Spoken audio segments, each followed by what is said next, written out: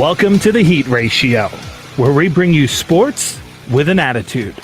Here are your hosts, Tony Jigsaw Cotillo, Coach Dave Dixon, Pittsburgh John Coker, and the wild card, Mike Mataraki.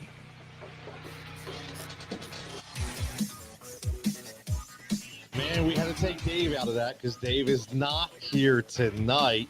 Unfortunately, Dave is chilling down the shore, which I'd probably rather be down the shore right now. But we could say what's unfortunate about that. Right.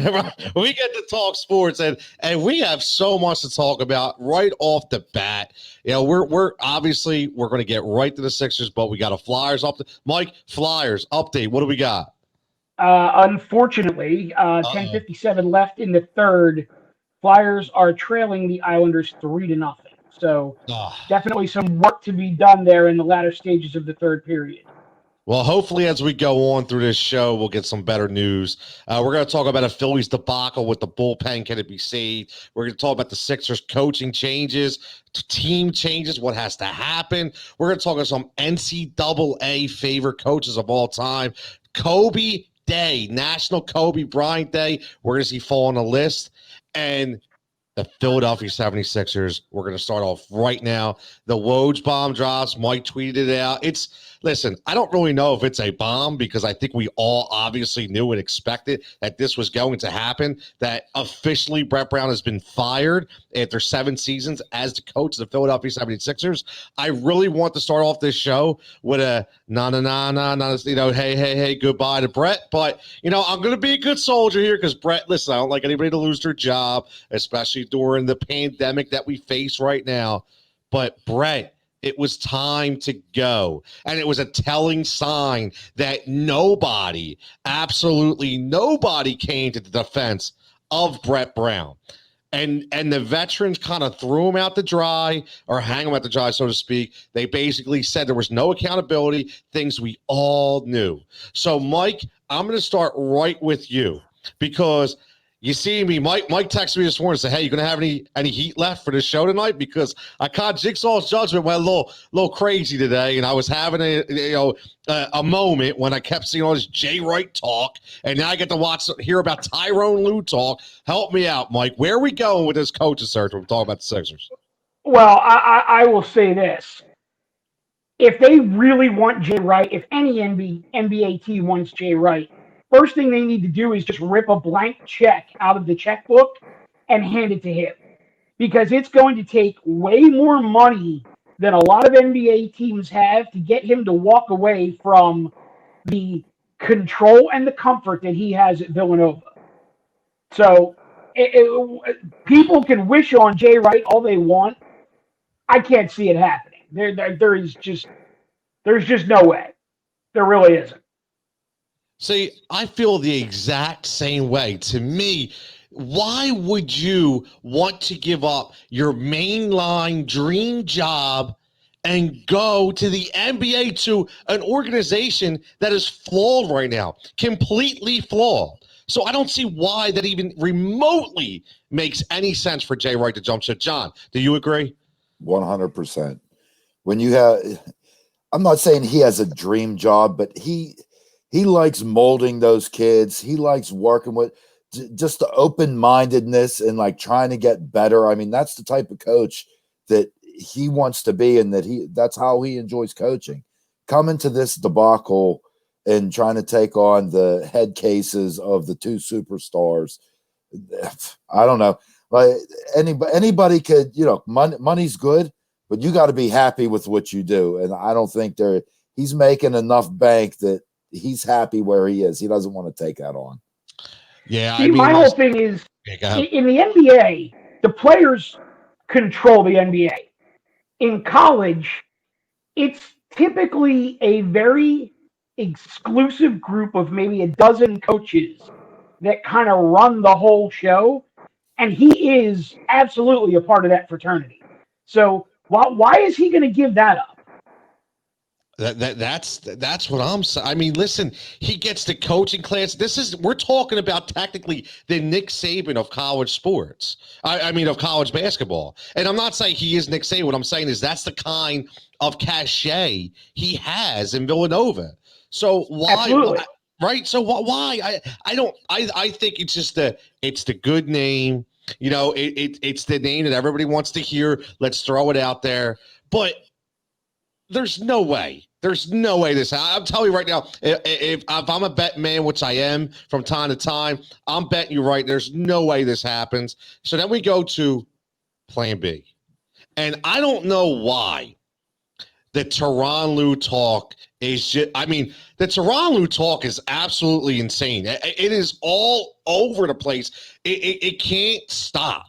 I don't know where the momentum has come from. I don't know if it's because the step over from AI. I don't know if it's because he has experience. He's available. He's going with the Clippers with Doc Rivers.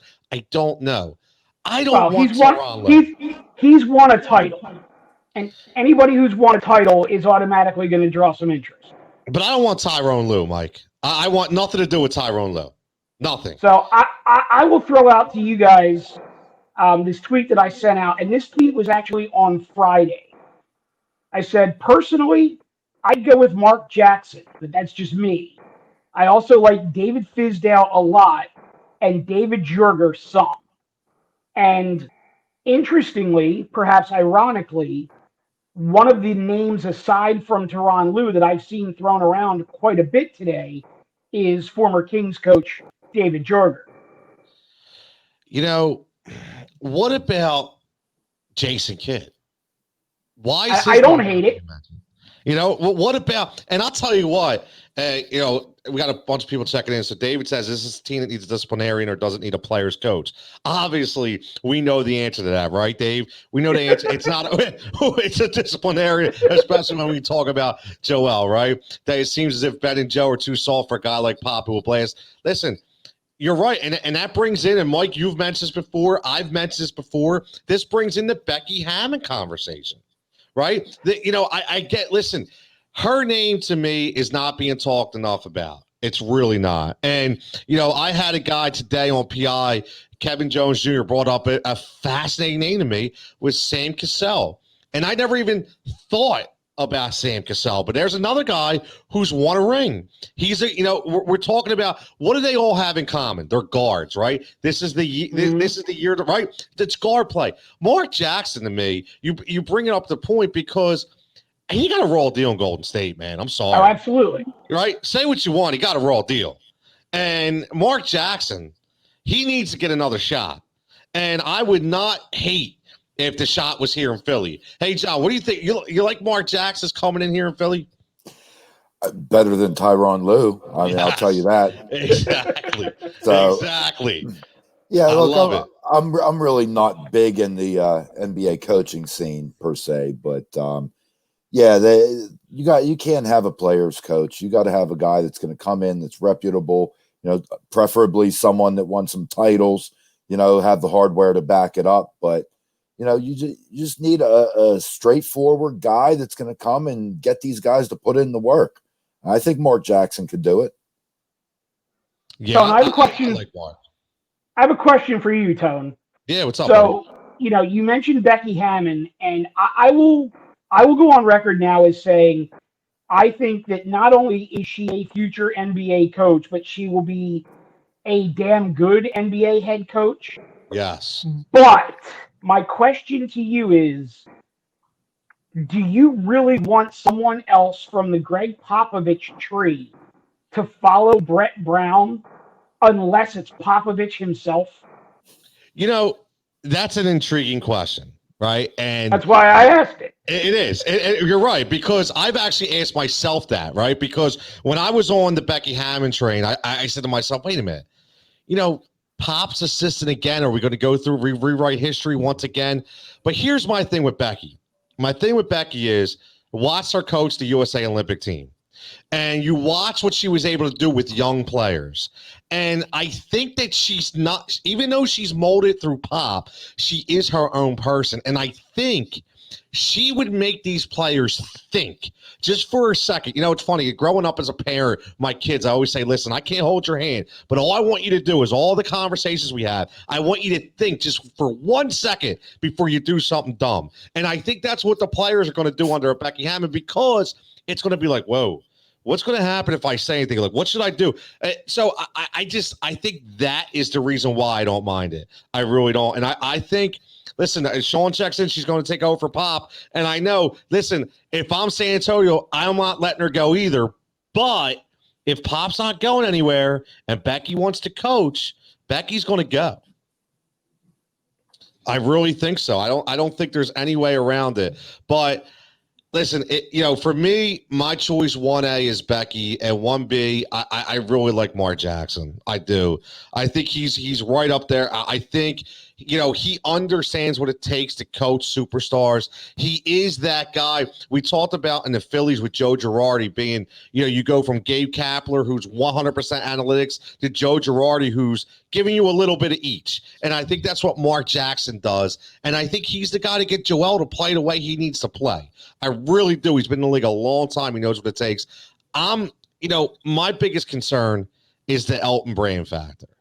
And, what do we do?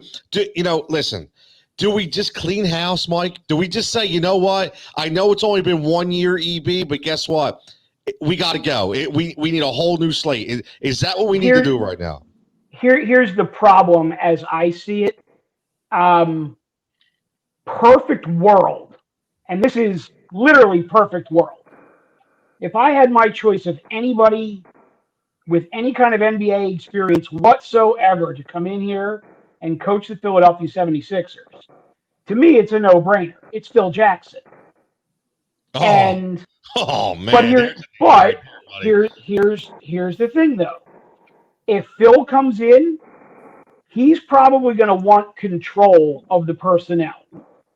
So he would be the head coach / general manager or president of player personnel, whatever the case may be.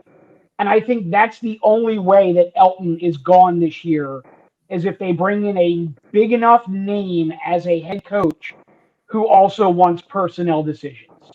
Otherwise, I think the front office is going to kind of hitch their wagon to Elton for another year or two and say, okay, you've got the players, we're going to allow you to bring in your own head coach, but once you have your head coach in here, you've got 2 years. I could see that. I could definitely see that. And you got to remember, Brett was not Elton's hire. He inherited Brett. Yes, you're right. That was who hired him? Was that a Sam Hinkie hire? That was a Hinkie hire, right? Mm-hmm. Listen, John, here's my issue with the Sixers right now. I'm very, very, very scared and very concerned because, I think this could be, I'm on record and I'll say it again. I said it today and I'm going to say it tonight. This will be the most important offseason in the history of the Philadelphia 76ers, only because there's a lot of decisions that need to be made and decisions that are going to last with you a long time, right? We're talking about, let's naming names, man. Porzingis, Jason Tatum, Mikal Bridges, guys that should still be here. Okay, I'm not saying they would have been a difference. Listen, I'm just saying, I know hindsight 2020, I get it. But what I'm saying is we have messed this up big time. And we have two ridiculous amounts of money contracts, $284 million to be exact, on the books for two guys. I'm not ready to give up on Al Horford yet. I'm really not. But my thing is, right now, they need to figure this out because next year, the Brooklyn Nets, if anybody's been watching, Brooklyn Nets without Kyrie, without Kevin Durant, have been balling, right? And they're going to get these two superstars back. This was the year again. And again, it falls apart. John, what did you agree? Is this the most important offseason in Sixers history? I think it is, but I don't know what they're going to do. With Horford and Tobias. I mean, dude, those signings, like looking at it now, it doesn't look too good, And who's going to take on those contracts? Like, what are you actually going to do? You hitched your wagon to these guys. You know what I mean? I don't know. What's Horford? He was a 3-year signing. He got 2 more left, I think. I don't know. He's getting up there in age. Like, you kind of knew that going in. You were just thinking, all right, look, we got him, we got Embiid, we got the down low, lockdown well. Yeah, sure you didn't. And everybody else is spread out, just whooping your behind, So yeah, I don't know what they're going to do. Tobias is a role player. He's not. I mean, he's a very good player, but you're paying him that kind of money to be a role player, not to take. Dude, Simmons goes out. Tobias got to take over the game. Like it just doesn't seem like he has that drive to want to take over a game. Like he's gonna go through the motions. He's gonna do his thing. He's gonna put up good stats at the end of the year. He's gonna have some good games, but crunch time, like he ain't worth the money. So I don't know what they're gonna do. He's not worth. I'm right with you, John. But I had an issue with that last comment that popped up on the screen there from Sean, talking about 10 to 15 years of negative repercussions. There's no way. I mean, everyone's got to remember that this team still has 3 assets that would be extremely valued throughout the league. And that's Joel Embiid, Ben Simmons, and Tobias Harris. So even if this listen to me, hold on before you freak out. Even if the next 2 years go completely awry, you have 3 guys that you could trade and bring back enough in return that you could be back in contention within a year or 2. So wait a minute. I would love to see who the hell's taking Tobias Harris and that money. Hey, look at what the Sixers did last year. A team on the cusp that needs a stretch 4 that thinks Tobias still has gas left in the tank. It's possible. Yeah, but Tobias isn't Jimmy, right? I mean, what I'm saying is, we were able to get Jimmy Butler in a trade because, supposedly he was an issue. He was a problem. Tobias Harris stinks right now. He's stealing money. He's literally stealing money. He is nothing but an 18-10 guy. And I'll tell you what, Mike, I'm sorry, but 18-10 you can get anywhere. Because 18-10 grows on trees right now? Yes, it does. I beg to differ.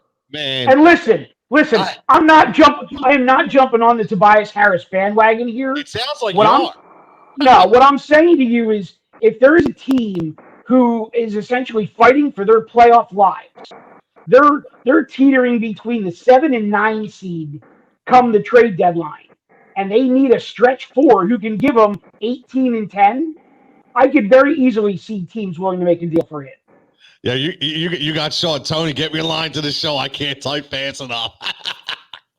I love it. Listen. And listen, I'm not trading any of them. Let's just take that off the table right now. I've said it probably 4 times over the weekend that I'm willing to listen to anything. I mean, anything. You'd be stupid not to. But am I shopping any of them? No, not right now. I've been on record. You've been on record. John's been on. We've all been on record saying the same thing, and I completely agree.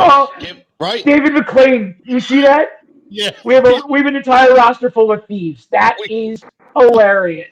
It's probably common in the night right now. My man Dave checking in, as always, full of thieves. And you should just, I'm telling you, back a Brinks truck up right now to the Wells Fargo Center and just throw Tobias Harris's ass in there and take him away. Okay? He's worth nothing. And I feel bad. Listen, I'll give it to him. He got his head smacked on the floor the other night, and he did come back in. That's great. But guess what? He's not worth what we're paying. He's not the guy. And he's not going to be the guy. There's a reason why before he's 27 years old, he's traded 3 times. There's a reason. That's why we got him. And unfortunately, absolutely. Right? It's unfortunate, but it's the truth. It's the absolute truth. Mike, if we don't win with Ben and Joel, that's 8 to 10 years of absolutely nothing. I see. Sean, you're back. Yeah. Oh, we're good. I don't disagree with that. I don't disagree with that at all. Listen. That's the biggest problem I have. And I'm watching John up in the right hand corner smiling because he's just laughing hysterically at us. Yeah, he's like John's like, when can we start talking hockey?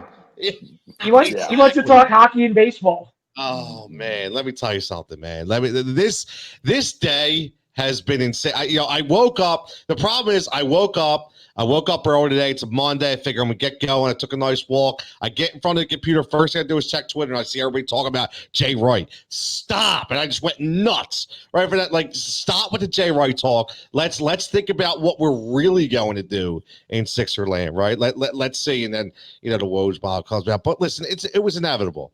It was inevitable. It is what it is. Let's move on. Let's get a good plan. But I'll tell you what, the last thing I'm going to say about the Sixers is what really needs to happen is ownership needs to change, because those owners suck. Absolutely suck. And right? That's one of the biggest issues. And I think it was who I don't want to misquote myself here. Okay, it was a family member I was talking, and I didn't know this, and Mike, John, you might know this because you're bigger hockey guys than I am. But they were saying that was the New Jersey Devils' downfall, is once the Harris brothers bought into the Jersey Devils. They completely disrupted that franchise, and now they're here disrupting the Sixers. So, I mean, Josh Harris is so worried about hanging out with the boys, dropping some shots and drinking some drinks with Joel, instead of actually being what he's supposed to be, which is the owner of a basketball team. So, but John, the problem as I see it with this ownership group is, as long as the team is making money hand over fist, I don't think they really care if there's a winning team on the floor. Which sucks. Which absolutely sucks, but it's true, right? It does suck. Yeah, tell me about it. Well, there you go. Right there. You're absolutely right. It sucks. John knows how it is. His baseball team has the nicest stadium in the major leagues. They make money hand over fist, and they don't put a winner on the field. I wouldn't say hand over fist. They make their little money, but they make profits 30 straight years and can't win a damn playoff game. And they get rid of Garrett Cole. Good job. Yeah. Well, here's the thing that scares me, is that there's talk that this ownership group is trying to put together this conglomerate where they actually buy the Mets. And they would have the Mets, the Devils, and the Sixers all under one sort of corporate umbrella, which would probably cause them to want to move the Sixers either to North Jersey or Long Island, especially if they could land an arena deal with that new arena that's being built next to Belmont Park where the Islanders are going to play. I mean, this is all speculation, but don't be surprised if in the next year or two, all of a sudden there's whispers again about the Sixers possibly moving. It's definitely something to think about, because there's something definitely going on, and something has to change. And listen, I'm just emotionally distraught right now, because I was so excited when the process started that we were going to get what we needed to get. I was so excited to start over. I was so excited to say, man, it's going to be great. We're going to be competitive. It's going to be like 2001 again, man. Those years when we were in the Wells Fargo Center, waving them rally towels, and AI was going crazy, and Larry Brown, and it's just, everything just seems like it's collapsing right now. And it's absolutely killing me. It really is. And then on top of that, I got to tune into the Phillies and watch Zach Wheeler pitch masterful until he throws a 2-run bomb out. But then the bullpen comes in and blows it again. And, again so I don't even know what way to look. And now we got to watch the Flyers tonight, the one team I'm excited about. Now, this could be their toughest test yet against the Islanders. And Mike, is it still 3-0? No, it's a final. I think the final was 4-0. So it was right after I gave you that score update of 3-0. Vino took a risk and pulled the goalie because the Islanders scored an empty net goal with 10 minutes left in the game. So credit to AV for giving it a shot to try to get his team back into the game, but that backfired. This is, I was talking to a couple of hockey people over the weekend, and the one thing they said, and these guys religiously following the AHL, they follow the minor leagues, they follow everything. And I was honest. Listen, when we talk about the New York Islanders, that the last New York Islander I remember is like Pat LaFontaine. Okay, because that's how right. So that's how much I watch hockey. But the first thing they said was, "Tone, man, you can't sleep on the Islanders. This could be the toughest test of them in the playoffs." And they're a good hockey team, real good hockey team. And here we go, 4-0. So, and Mike, we're going to be jumping off the ship. I'm sure we go on Twitter right now. Everybody's jumping off the ship, right? Here we go. Except for the diehards. Yeah, exactly. But now, Tony, you brought up the Phillies and the bullpen situation. So I want to ask you and Dave a question. To me, it was the craziest thing that happened last week. So the Phillies go to Buffalo. They played a doubleheader against the Blue Jays in Buffalo. They blow both ends of the doubleheader. And immediately after the second game, Joe is doing his Zoom call with the Philadelphia media. They ask him about the bullpen, and he actually says, "I can only play with the guys that Matt has provided for me. I'm mixing and matching, trying to do my best." Literally the next day, Matt Klentak goes out and trades for 3-4 relievers? Yeah. So is the tail wagging the dog here? Does Girardi have way more control than we realize? Or is Klentak under orders from ownership? Don't piss Girardi off. So I'd love to know what you guys think. John, go ahead, man. What do you think? Look, when you brought Girardi in for a reason, all right? You spent money on this team already. When he says he wants something and whatever he got ain't working, you go and get it. You know what I mean? Mm-hmm. This isn't an Arenado signing. You're bringing in a couple freaking relievers. You know what I mean? It's not that big of a deal. You go and you do it. You meet his wishes. Obviously, what's in the bullpen is just garbage. So it's obvious. It's been a need. We knew it was a need last year. It was a need going into the season in March, going into the season in July. I mean, same story.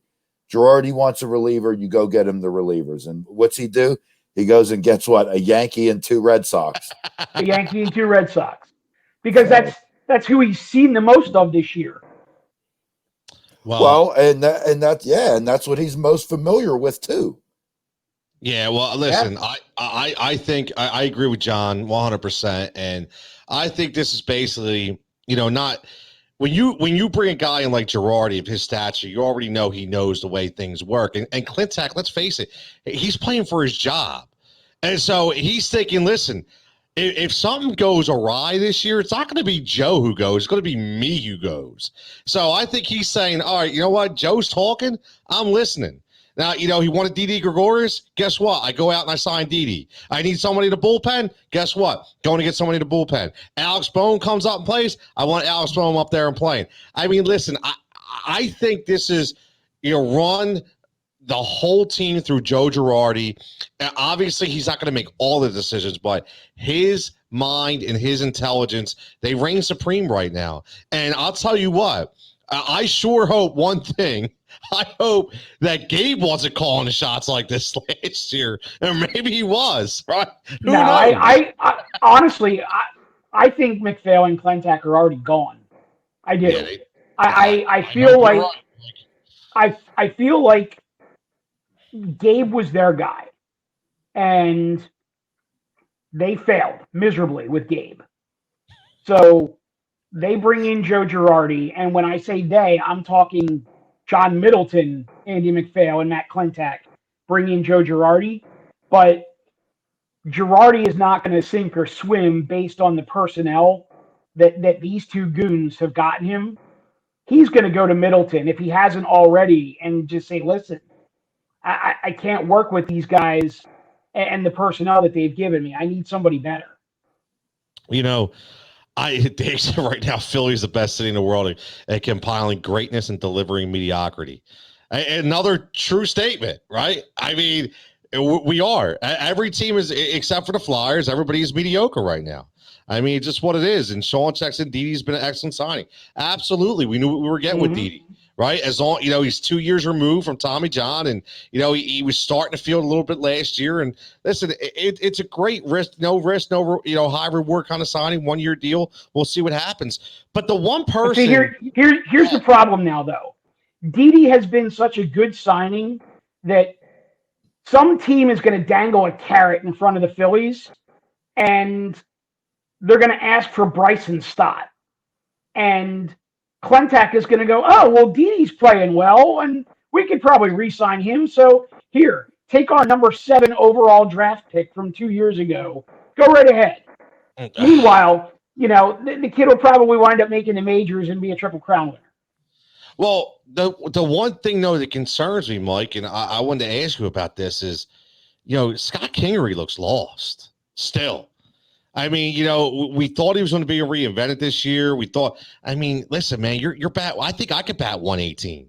I don't know about you guys, but I'd take my shots. 118? Yeah. I think I could bat at least 150. Right? Are you Elliott Shore Parks now? Yeah, I'm just saying. Come on, man. You gonna try to luck into a home run? 118, Mike. 118. Like, seriously. Like, come on, Scotty. Like, he beefed up. He can't hit a ball. He can't hit a ball to save his life. What's going on? Were we hoodwinked in Scott Kingery? Like, has he just lost out? Like, has the wizard come and took his powers? Like, what is going on here? Like, can he be saved? Mike, help me out. I mean, did we sign the wrong guy? Based on what I saw of him in college and the minors, no. The battery low. The idea of going out to get him. Somebody's got a low battery. You guys actually heard that? Yes, we did. That is hilarious. It's low. That's Mike with all his damn high-tech shit again. Good. Yeah. All right. So let me finish this thought on Kingery real quick, and I'll get these things off. But I would say charge up, but that sounds kind of weird. But go ahead. Based on what I saw of him in college and the minors, no, I really don't think it was a mistake signing him. They bought him out of his arbitration years, and at the time, the deal seemed phenomenal. So I can't really beef with that. But now I'm kind of wondering, like, was this dude on steroids? Was he on Adderall? Like, it's something to not be able to hit for power anymore, but to not be able to even make contact, like, there's just something fishy there. That's what I'm saying. I mean, John, you've seen some guys in Pittsburgh come and go, right? I mean, you've seen, young guys that, hit their stride. I mean, guys like, Sterling Marte, right? Marte, he was a late bloomer, right? Correct? I mean, so, what do you think? You think Kingery, I mean, this is going to be the second hitting coach. It's going to be his second time around. If he doesn't get it now, do you think he can ever be saved? Yeah, he's still young. Battery low. Battery's still low, but he's still young. All right. Yes, he could do it. We've seen flashes. All right. Hitters don't necessarily put it all together in their 26-year-old season. All right. He had the COVID, and it kind of hit him a little bit hard. All right. So no, I am not giving up on this guy by any means. I mean, but I am somewhat. I mean, are we seeing a repeat of Hoskins? I mean, do we give up on Hoskins? Do we get, if we're giving up on him? I mean, is it a repeat? I don't know. But at age 26, with the streaks that we've seen him have, this is a weird season. He's played 1 month of ball after having COVID. So look, I'm not giving up on the guy, but I will say I cut him this morning from my fantasy team because I couldn't handle it anymore. I wanted the Kingery, you know what I mean, that I think we all expected this year. And, I couldn't take it anymore. Mike, you're muted, Mike. I'll mute yourself. Draft that team? There you go. No, that was a late draft. Interesting. In later July. Okay. Dave says I couldn't sniff 118 with a T. I beg to differ, Dave. I beg to differ. Yeah, my 5 wood hits pretty accurately too, I must say. I But think he meant a anyway, baseball tee. yeah, I know. I'm just, yeah, you probably did. I took that one the And wrong Tony, way. Yeah. 118 to the right with your 5 wood, that doesn't really help. Nah, 118 that's more like a straight is pistol one match, thing. right? 118 to the right ain't gonna work. I would drop Well, another ball, like Tin I- Cup. Drop another ball. I will say this, and I might be going out on a limb here, but I'm pretty sure I'm the only one out of the 3 of us who's ever stepped into the batter's box against an active major league pitcher. Yeah, I would say so. You said that's a safe assumption? Okay. Yes, absolutely. So, yeah, 1991, batting against Steve Fry in preseason workouts. Fry was a left-hander. He probably threw 89, 90. I think I hit the ball out of the infield one time off of him. Did you So, really? Yeah, 118. Could you do it? I might be able to get a hit off of Grinke's 53 mile an hour pitch that he got the dude sweat. That was Yeah. hilarious. Listen, all I know is no matter what, we can make all the excuses we want about COVID. We know off season, this and that. But, when I look at guys like Reese Hoskins, you mentioned John, okay, and Scotty Kingery just not doing it. I mean, we have to look beyond the scope. And, Mike, that's one of the biggest things I'm interested about. When you talk about Didi, I think they really had hope. I did. We were, Scotty's going to play his regular position. He's going to be reborn. It just hasn't worked. So when we talk about that, that's kind of a problem too, because we need to figure out going forward is, you watch a lot of minor league ball. Bryson Stott, is he the real deal? Oh, I absolutely think he's the real deal. The question is, long-term, is he a shortstop? Or is he a third baseman? Is he a second baseman? Or is he a center fielder? I think they drafted him with the hopes that he could play shortstop at the major league level, but he's athletic enough that they could move him around the diamond. See, that's interesting. But see, here's the thing. I think he's the type that you kind of have to find a position for him and leave him there. Not what Gabe did with Kingery the last 2 years, where he'd play a game at third, a game at short, a game in left field, a game in center field, back to third. 5 games at short, a game at second, a game at third. Like, I don't think that that's had any impact on Kingery this year offensively, but I can tell you last year and the year before, 100%. Oh, he looked like, he looked lost last year. Right. And now with this year, I'll tell you what, man, it even looks worse to me. It really does. But here's the thing. For as bad as it is, you look around the majors, there's some guys that we're used to seeing at 290, 300, 310, 320 that are still batting in the 100s. Like, it's just been a weird year. No, it has. Tell me Jose Altuve didn't benefit from a garbage can litter too. Oh, come on. You're throwing a cheap shot at the Astros now. What's he hitting, 195? Yeah, but I'll tell you, look, seriously, the Major League Baseball has been going on for 1 month. How many dudes do you know that just have April slumps? Oh, you know what I mean? Every year, you pick a month. There's dudes that are hitting in the 100s. There's other dudes that are batting, 400 plus something. Dudes hitting 13 home runs in a month. Dudes not hitting a home run for 2 months. Man, baseball is one of the sports that is the quirkiest. You are prone to slumps. You're prone to good months of not just for the batters, pitchers too. Oh yeah, pitchers go through it. I mean, you look at Darvish last year. I mean, that was the tale of 2 pitchers. He was terrible for the first half. Then he's pitching Cy Young circa 3 years ago with the Rangers for the second half of the year. So, I mean, look, baseball is a quirky sport, but he's young enough. I think he has the skill set, and I think he's going to come through. I really do. So to round out our 4 for 4 Philly sports before we get into a couple fun topics, Eagles been quiet. Little Eagle quiet news hasn't been signs. A couple guys are talking about. I don't really want to get into Earl Thomas talk and this and that. I want to talk about Greg Ward. And I want to talk about Greg Ward because the more I follow the camp, it seems as though that Greg Ward is standing out and getting the most targets in camp. And Greg Ward was the guy who finally stepped onto the field last year and actually produced when nobody else could. And, he could be a sleeper to lead this team in targets. I'm just saying, I know we have Jalen Reagor, but I'm just saying that, with all the uncertainty around the wide receiving core for the Philadelphia Eagles, Greg Ward showing that he has a relationship with Carson Wentz already. Mike, can he be a sleeper top wide receiver on this team? He could lead the team in wide receiver targets. Right. Let's not make any mistake about it.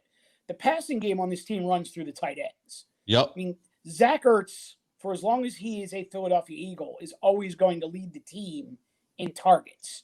I think you're going to see a lot more of Dallas Goedert this year too. But I think the question you're asking is a fair question.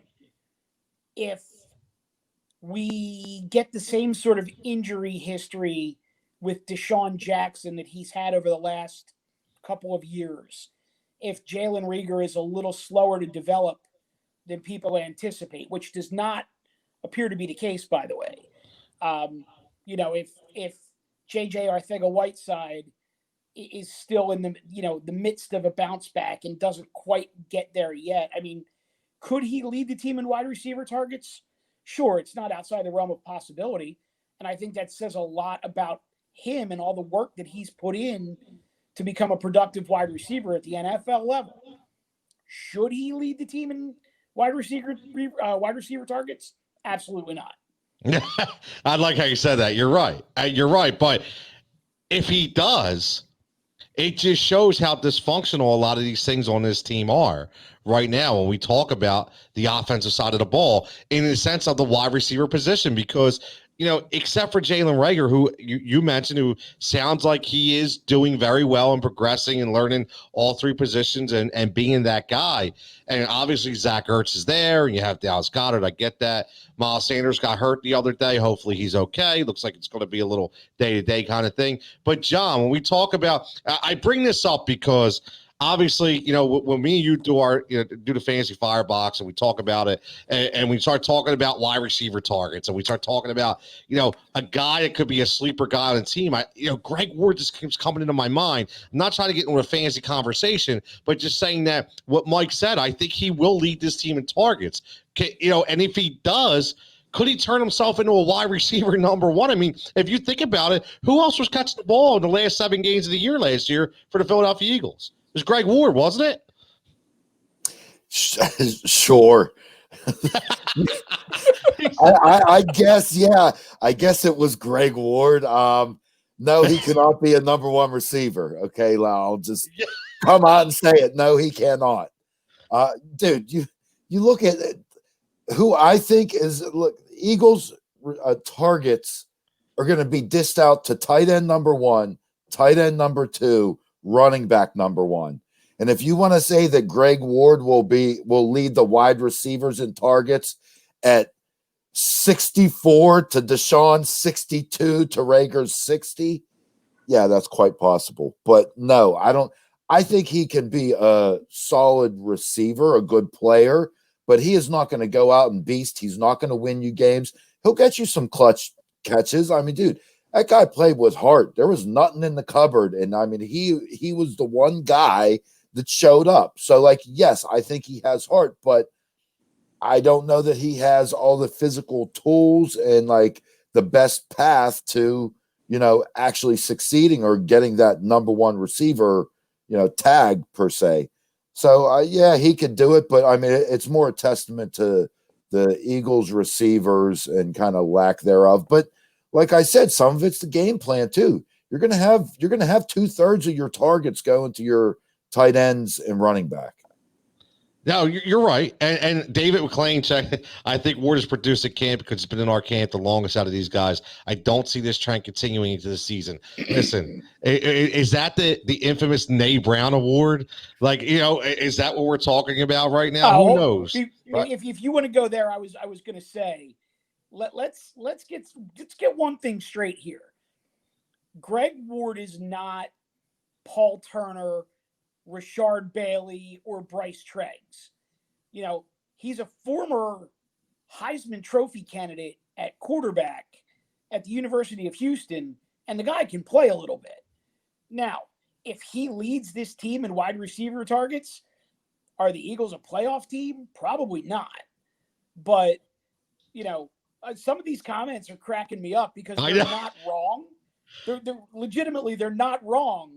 But at the same time, nobody's crowning Greg Ward. At least I'm not. Listen, Sean might have commented, I picture Regger turning out to be the kid from Little Giants who can't catch a football, has to catch a roll of toilet paper. The funny thing is, I can picture that right now. I can picture that kid. Remember, he had the stick on his shirt. He couldn't get his hands off his jersey. Like, I can picture it right now. Oh, that's one of the best movies of all time, dude. Little Giants.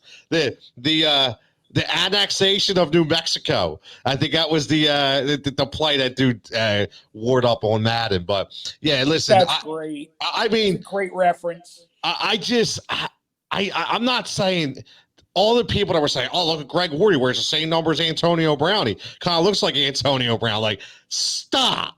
Nobody said right, exactly. Like, nobody, like, I don't even know where these people come from, right? It's amazing. All I'm saying is, I think with, you know, the injury factor, with the rookie factor, I just think that Greg Ward, out of all the receivers, could be the number one guy on this team. That's all I'm saying. And I really don't think, I kind of disagree, Mike. I don't think we will be in trouble if he is. Just my opinion. I think we'll be okay. But couple interesting, fun topics to end the show on. Number one today is National Kobe Bryant Day. Obviously, you know, Kobe Bryant lost his life. We know all about that. So, the question consistently comes to me every day, whether I'm on Twitter or I'm on the show I do, on the Sports Guy Mike show every day, about where Kobe Bryant falls in the list, the top tier list, and we know what list we're talking about.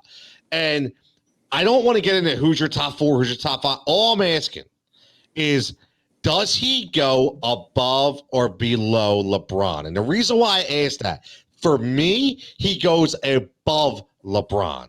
I've always said I think Kobe is the number two player to play this game. I think it's Jordan, it's Kobe, then I will give it to LeBron. But I cannot put LeBron ahead of Kobe. I just can't do it. I think Kobe has done so much in this game, and whether you liked him or you hated him, because listen, Mamba mentality for a reason is the reason why he got, you know, people didn't like him, right? We knew, but he was a gamer. He was a killer. That's what he was, a killer on the court. And if you go back and watch, for him not to be listed above LeBron, to me, is a tragedy. Mike, do you disagree, agree? Where does Kobe fall ahead or below LeBron? No, he's definitely ahead of LeBron. Yeah, it's no doubt about it, right? You don't even have to think about it. No, it's literally not at all. Mike, John, what do you think? Above or below? See, he's got the smile going on. I'm a LeBron guy. How did you turn into a LeBron guy? You could be a LeBron guy and still understand his place in the hierarchy. Yeah.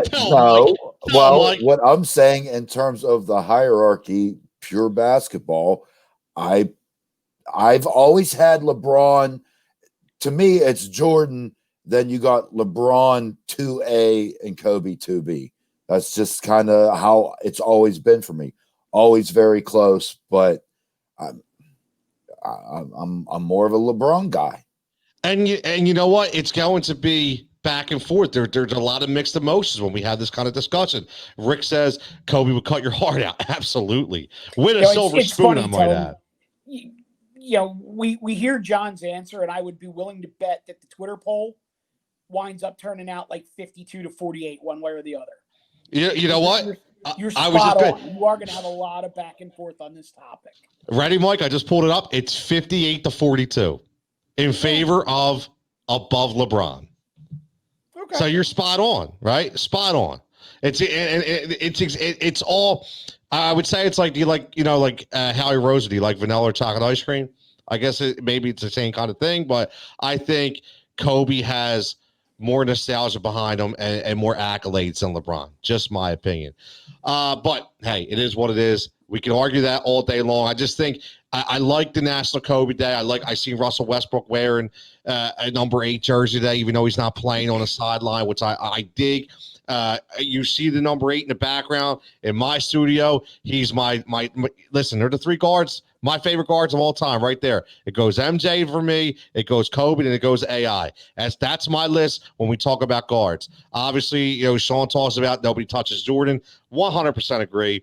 I think Jordan solidifies go, especially after the absolutely. I mean, if you didn't like Jordan then, you had to like him after that documentary, just for the mentality that he had. But the one thing I will say about Jordan, and which I think differs from LeBron and Kobe, is I think LeBron and Kobe were absolutely gifted. Where I think Jordan had to work harder than LeBron and Kobe to be the guy that he was. Where Kobe and LeBron, listen, they were drafted right out of high school, right? Boom. Jordan didn't get in the start lineup from day one, right? He had to work his way into that. It didn't take long, but he wasn't LeBron and Kobe in that perspective. So Jim Check says Kobe ran Shaq out of LA while LeBron had to team up with 2 others. So that's a good point. Right? I mean, it's a good point. We listen, Kobe and Shaq. Well, right.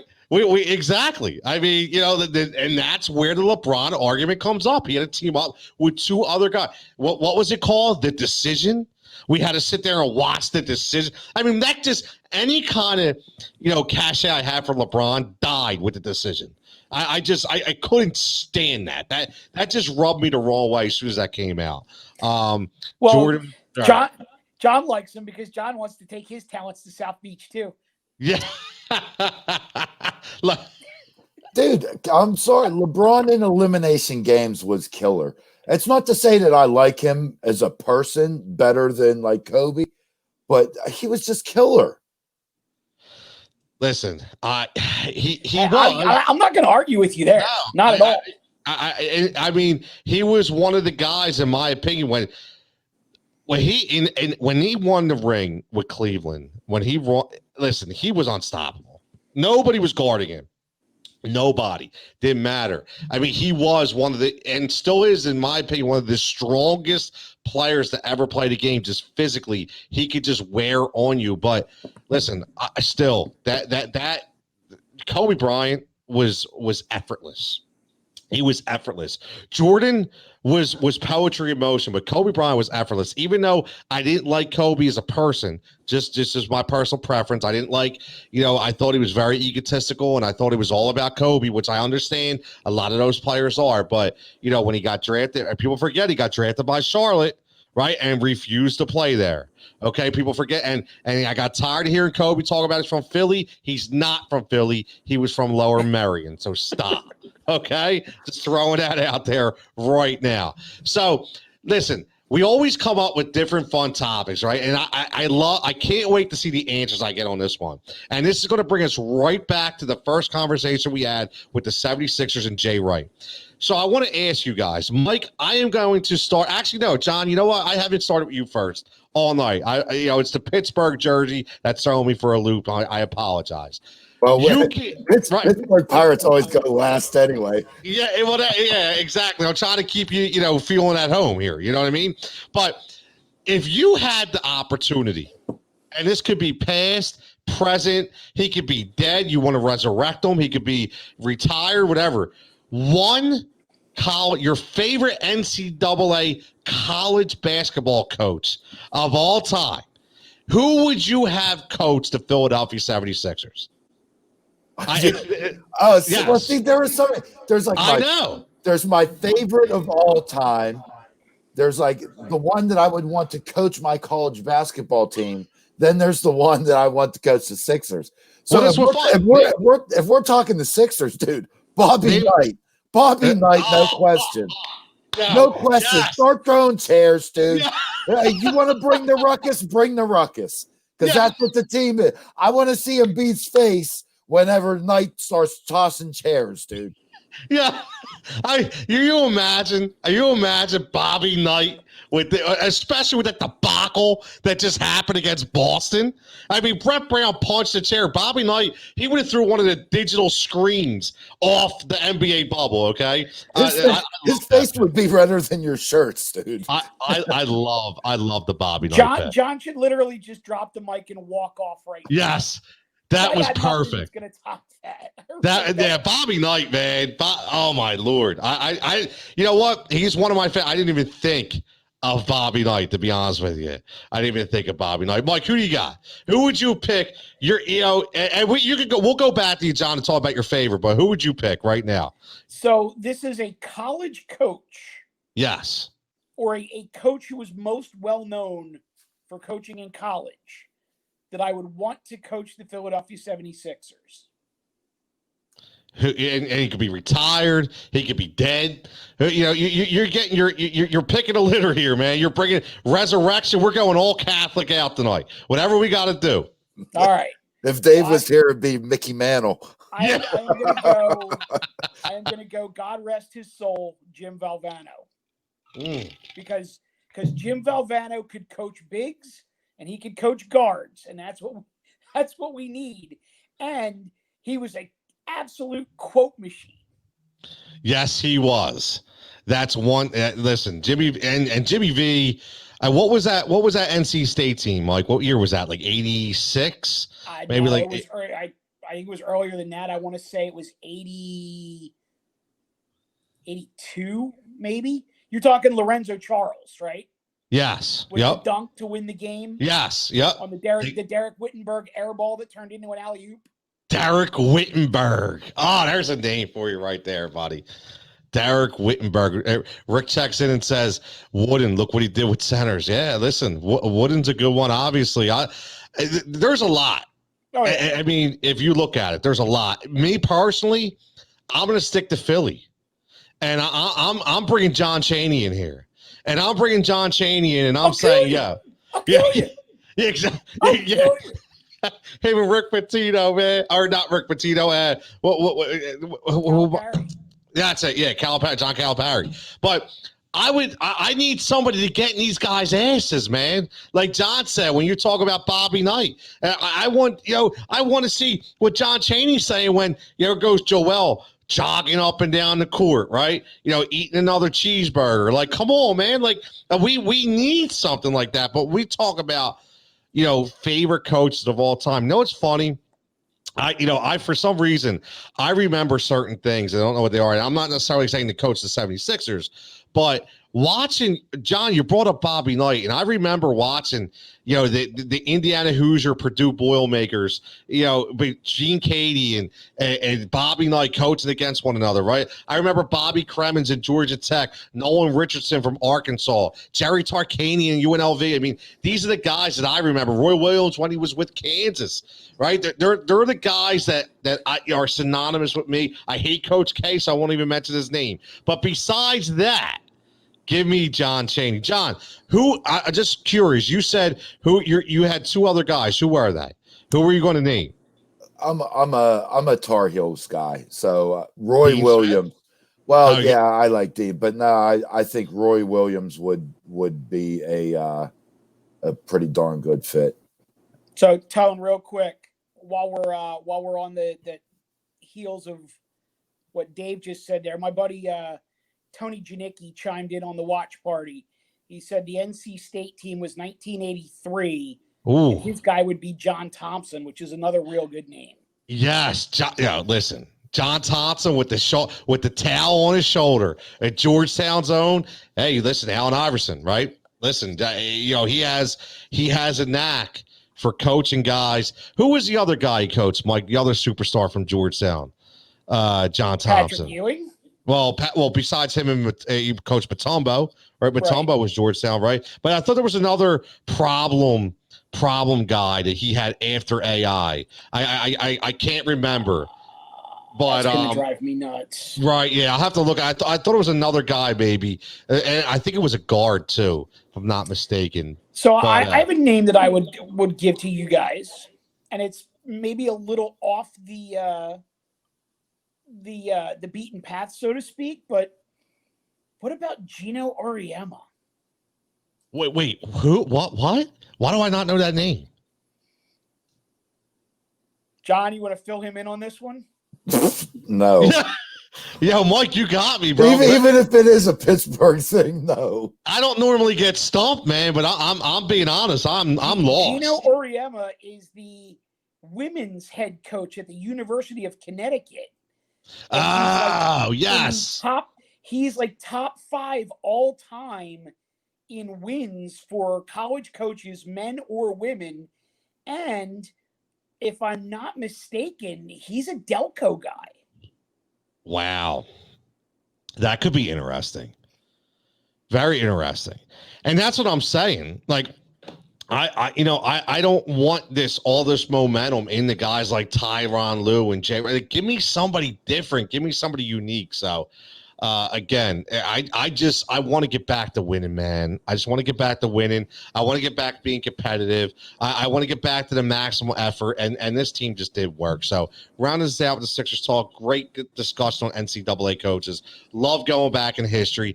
Everybody for checking in. Really appreciate it. Again, third time going live. We got a couple new pictures this time, a couple new people joining in, new topics, new comments. You see at Heat Ratio Sports, Instagram, Facebook, Twitter, YouTube.